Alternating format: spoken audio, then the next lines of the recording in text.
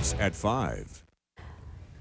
A Springfield man who pleaded guilty to invasion of privacy after he was accused of spying on his young next-door neighbor is back in jail tonight. Thanks for joining us tonight. I'm Renee McCullough. And I'm Matt Templeman. Dana Bishop was sentenced today. KEZI 9 News anchor Jennifer Richardson was at that hearing. She joins us now in the studio with our top story at 5. Jennifer, there really weren't any real surprises with the sentencing, were there? Right, no surprises, and that is because Dana Bishop, his attorney, and the victim's attorneys agreed to the sentencing in a plea deal, and that deal makes him serve 35 days in jail with time served, so he'll only have to serve 10 days. He did pleaded guilty to one count of invasion of privacy, and we should note that the other 43 counts were dismissed.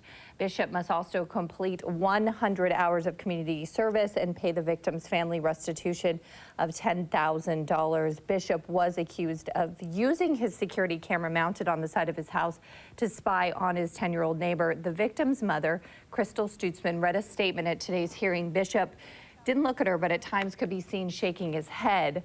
Bishop's attorney also read a statement basically questioning the expectation of privacy because the victim's bedroom didn't have any curtains.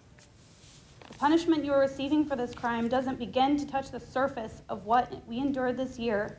Imagining you watching our daughter as she sleeps, reads books, undresses, plays with her cat and her friends. This has been a very unfortunate and difficult situation for everyone.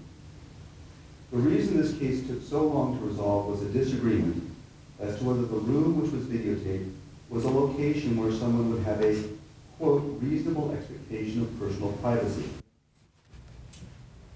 Now, at the end of the hearing there, Bishop was taken away in handcuffs. As you see this, he will serve the remainder of his sentence, and like we said, that was the 10 days, and this crime was considered a misdemeanor because it is not a felony to videotape minors in Oregon.